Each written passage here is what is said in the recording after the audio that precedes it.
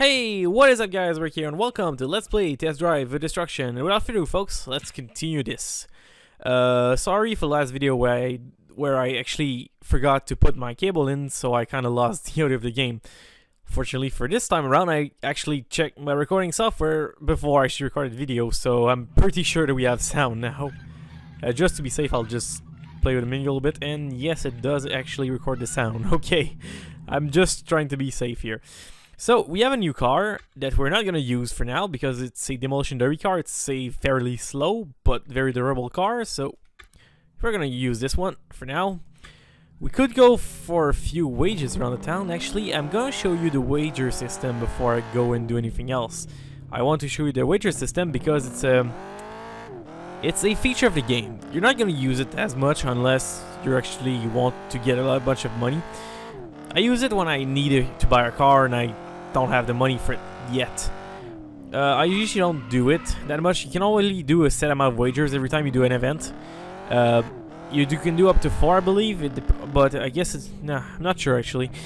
I think it's up to 4, but I think it depends. It changes a little bit. But anyways, you can do wagers and basically you get money for it. If you lose, well, you lose money. That's kind of the point of a wager. And actually, only one now. I guess it changes. But anyways, you can do wagers. Right now I'm betting $25, so if I beat the top, I'll get another one. It's that guy. So, doesn't say if there was anybody with him. Sometimes they have friends. Oh, and 2 friends. Okay, that's what he said. So, let's raise them. I usually don't do them because I believe they're kind of a waste of the time. I mean, sometimes they give you a good amount of money, so if you really need a new car, that's a good way to get the money to upgrade. But it's because you actually risk of damaging your car when you're doing this, and on low, and it doesn't give you that much in the very beginning of the game, so I tend to not do them because they're time consuming for not much. That thing is kind of slippery, and you need to be careful. Talk about damaging your car. So yeah, the wagers, they're fun, you can do them, but it's kind of tedious, so I tend to not do them. What I don't like also about wagers is that because it's not an event, you don't have any bonuses for hits and stuff like that, so you don't actually have any incentive of smashing car into each other, so it's kind of bad. That's one of the reasons why it's kind of not as fun as a regular game. It's because you don't get to smash people, because you can smash people and nothing prevents you from doing so. But damage you're gonna cost for the car means you're gonna lesser payout on regular events, because you get more money for smashing cars means that you're inclined to do so, and yeah, so it's not the best. But on another note, like I said, if you need money, that's a good place to get some. It doesn't give you that much on the first, but later in the game, the challenges are going to be a lot harder. You're going to face cars that are generally better than yours, unless you have the top cars, but they're going to give you a ton of money. And for now, we're doing pretty well on money because we got a decent score on the first try, the first event. But as you'll see later in the game, events are going to get, not tougher, but we'll get to a point where cars are going to get a lot more expensive, and we're going to be using a lot of money to either repair or try to get upgrades. So if you want to be able to have a lot of money and have a lot of room, you should try to get enough cars so if one get damaged, you can keep going without having to repair it right away. Because if you repair right away, if you repair inside a track, it's gonna cost you a lot of money. So generally speaking, you want more cars so you can actually save on the drive another car instead of driving the one you're damaged, so you can repair later. Okay, let's see. Oh, by the way, block roads like these are going to be where we're going to get the new events. Every time we level up, at some point we're going to get a new place. There's 3 of them, I believe. There's that road, the other road, and the highway. Every time you unlock a new event place, it's a brand new set of events. So, generally speaking, every time you tier up, you get events that are a lot more difficult, but a lot more money. Talking about difficulty, this game at first is not that hard because you can easily get a pretty good car, but later in the game, if you... Oh shit, that's bad for the damage. If you haven't saved your money or haven't gathered enough money, you might run into a situation where your car is a bit slower than everybody else and you might get into a bit of trouble. But don't worry, it's quite easy to keep your head above the water if you just don't like destroy your car into walls and stuff. So let's do this. Hagen County Derby. We're gonna go with the Ocelot. As always, there's no point taking the Coyote since that car is a demolition derby. I believe we're gonna get at some point the very first derby section. Derbies are basically what you expect they are. You get a bunch of people in a circle and you just let them smash into each other. Well, it's one thing if you're gonna do derbies. Like I said, you couldn't. There's nothing that prevents you from using your race car into derbies. It's just that because damage is semi-permanent, like using your cars that you need in all. I mean that you use in all race. Even also if it's not also, but even if you know, if you have a really expensive car like the Rocket, which is not that solid and use it in derby, the Rocket's extremely costly to repair. So if you use a car like that into a derby, holy shit, I should have stopped. I probably lost this, by the way. If you use a car like that that's super expensive into a derby, you're gonna lose a lot of money. And by losing a lot of money means that you're not gonna be able to fully repair it, and it's also gonna take a lot of permanent damage, which means your Rocket's not gonna be as good as what you paid for. And sadly, that's the thing. Like, if you use a car in a race car that you use for racing in derbies, it's gonna get damaged a lot, and well, at one point you're gonna have to switch it out. And so it's, yeah, I recommend that you have a car for derby, because taking a lot of damage on a car that's really expensive that you bought for racing is not a good idea. It's bad for your money. And I probably like fucked up my sentence so much because I was trying to focus. I tend to just mess my sentences so much when I try to focus on. Oh god damn it, guys, that's bad. Oh, by the way, shortcut race. This is basically a race where half the pack takes a shortcut and the other half of the pack takes the long way around. It's basically a race with what you would call catch-up, where the people in front are a disadvantage over the people in the back. These kind of races are extremely hard to win, by the way. Although, even though they're hard to win, if you have a decent car, they're okay. The reason why they're hard to win is that usually when you take the long way around, you usually end up losing a lot of position. But it depends on the track though. On this track, the shortcut is not that bad. But on some tracks, the shortcut is just humongous and you end up losing a ton of position by having to take the long way around. Those kind of tracks, you want to actually use you want to stay in the back for quite a bit of the track. So you get to take the shortcut on the last lap to try to lap everything. So you want like to stay at like 7th position. But on a map with a shortcut that is not that good, you want to stay. You don't actually need to stay in the back. Plus, we have a really good car, so don't have to worry about that.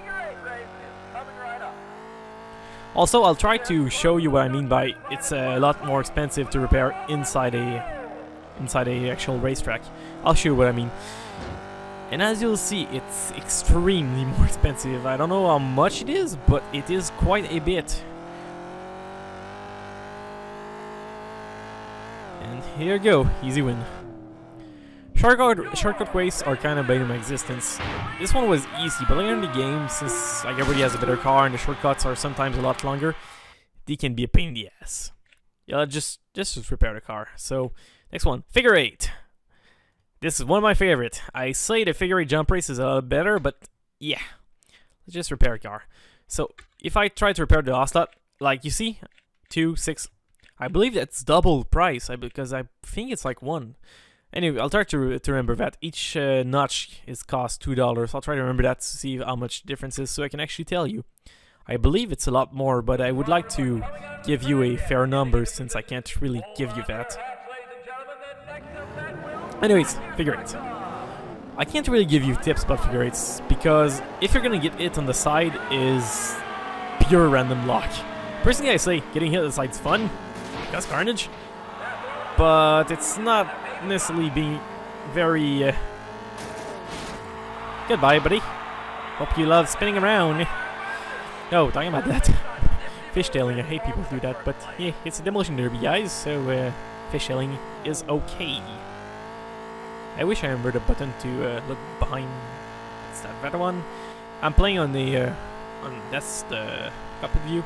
I'm playing on a 360, so I'm basically when you play 360, you don't. That's the handbrake. That's X. Okay.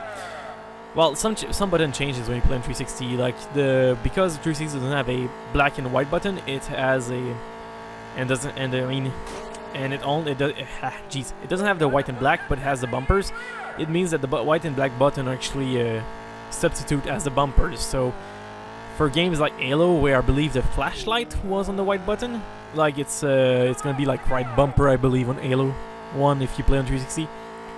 On some games, actually playing with a 360 pad is a lot better because obviously the white and black button are quite in a weird spot. I kind of think that putting the white and black button there was kind of a bad idea actually, but yeah. Gotta say that personally, in all the controllers that are available to the end, oh, that guy's gonna get smacked! Oh, yes, I love that. But yeah. To all the controllers, I say 360 pad is awesome because it's based on the GameCube pad, which is one of my favorite controller ever. It's like the GameCube pad with an extra bumper and a better C-stick. So it's basically perfect, if you ask me.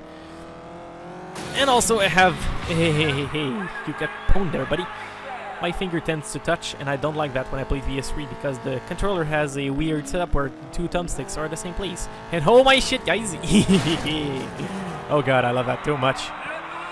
That's what I love about Fury 8. Just taking your frustration onto poor old cars.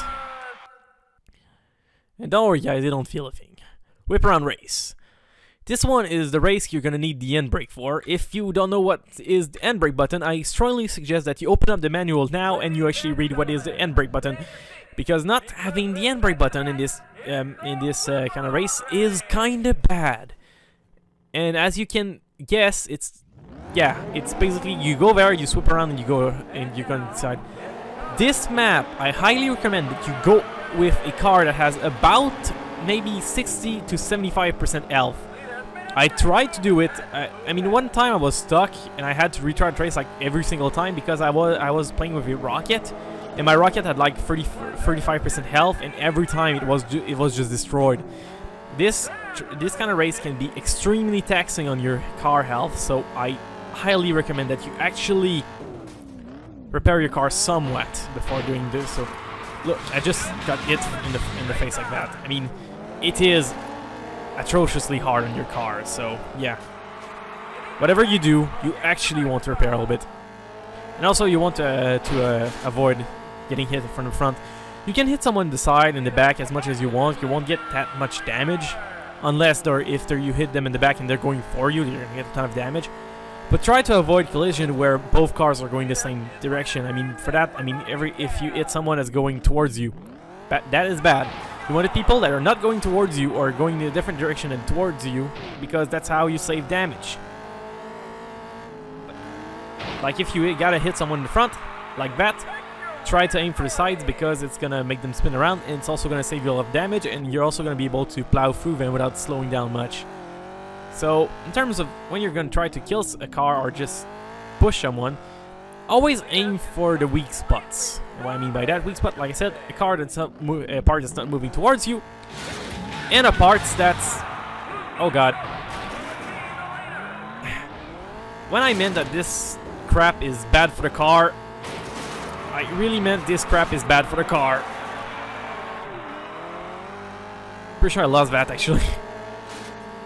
Might be able to get second place at least. But yeah, this crap is bad for the car. Do not use a half-destroyed car in this event, or else you will die. I did not take damage because I ran into people. I took damage because they ran into me. Computers don't hate you in this kind of track. At least we got a lot of points from hits, so it's not gonna be that bad. Lost a little bit of money in there, but yeah, no worries. Oh, before we do anything else, here's the standings. We are leading by a lot of points, so it's not, we can't really lose this. Although I'll show you what I mean by repairing. If I want to repair this car completely, it's gonna cost me about more than half my money. So 52. I'll remember that. So 52. Okay, let's see how much it costs back home when we're done. But you know, this car has a 4 durability. This one has a 6. You buy a demolition derby car for those situations. And let me tell you guys, we're gonna have a lot of fun because we have a good car. These guys are damaged because of all the races they did before, but we are not. We have a fully repaired car that is extremely durable and look really cool. So, let's smash them to pieces. That's what I love about Durability 6. Durability 6 and higher, you smash people and they die. It's not you dying, it's everybody else. Although, the coyote, as you can see, is the slowest thing on the planet, which is why you don't use a coyote for racing. Use it to smash the shit out of everybody. One could argue that you could race a coyote if you focus on taking everybody down, which is a decent idea. I mean, if you can take out the one in front of you in the standings, you have a decent chance of winning. That is a good argument. Although, I highly recommend that you don't, because it's kind of a kamikaze situation. I mean, you're winning because you're killing people, not because you're doing well, which means there's no bad thing about winning by in like that, but it's just that it's a lot more risky to try to take down the first one than just being first one yourself. And also taking a lot of damage, but these guys are taking even more damage in the end. That guy is gonna be done. Ah, come on. Come on. Come on. There you go. Another engine fried. That guy's fried too. Let's go. Let's do this. Only one last more. Here you go, buddy. You're dead. You're dead. You're dead, son. That was another coyote, I believe. So yeah, totally smack that. So next, let's see how much money we made on this one. We made $269, which is cool. A shit ton of money from hitting, which is kind of compensated for the amount of damage we took from that whip-around race. But yeah, got this down. Got this down. So I'll repair my cars and also show you what I meant by repair price. And yes, I would like to save, please. I'd just like to repair my cars because they're both in quite a bad shape, actually. Repair. So if you take the Ocelot, for example, like it costs us $50. Yeah, it's about half price at home. So like I said, if you gotta repair something, repair it at home. And don't always repair your car, because even if you're trading them at a scrapyard, they're gonna charge you for repairing them before you sell them. So there is absolutely no point to keep a car damaged. And also, before I leave, I also check new cars if we don't have anything decent. Currently, we have a pretty decent car, so I don't think we're gonna have something better than this for now. But let's change. I'm driving a Coyote because that's the last car I had, so obviously they're putting that at default, but it's not that big of a deal since we're only going to town. Obviously, you don't want to smash your car in town because that's just making you lose money. And losing money is not a good thing because, like I said, you want to keep up with the price of the cars and the price of racing, which is slightly going to get higher as you progress through the game. Which means hoarding money is not a bad idea. Not at all.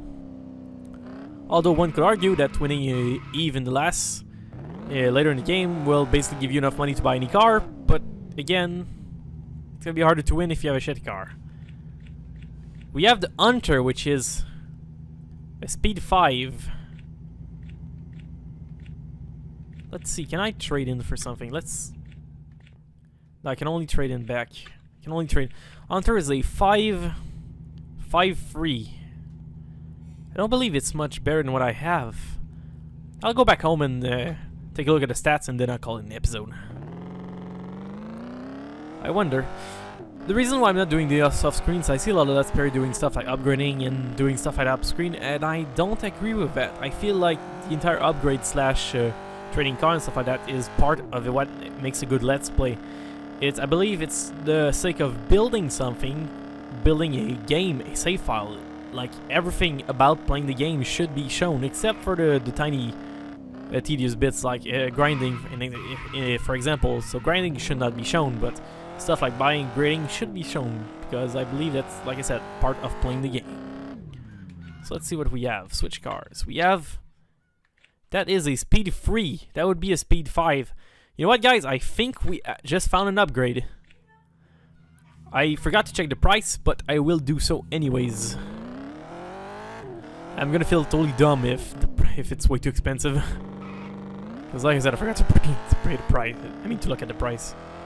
But if we can get a speed 5 after 3 events, that could be really awesome, because speed 5 is what I call is almost awesome tier. I mean, cars start to be really good when they hit like speed 7. I mean, my favorite car was the speed 8, which was the Gladiator.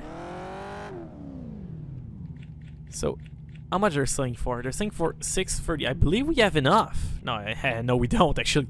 Yeah, should have read. How much? Net costs. We're missing a little bit. So you know what, guys? I think I'll check if there's any. I'll see if I check. I mean, next episode, what I'll do is I'll basically either check if there's people we can race, or check if we can actually do another Eve. Cars change every time you do an Eve, so I hope that car is still gonna be there next time. But I believe next time we do something, we should be jeez, we should have enough money. I could sell the coyote and maybe get something, maybe get close to the amount of money I need. But I won't, because I need a Demolition Derby car, because like I said, I don't want to damage the Ocelot by or the new car we just bought, because I don't have Derby car. So anyways, was Hailtothebreak here. Hope you enjoy, as always, and see you later, probably next weekend. See ya, guys. Later.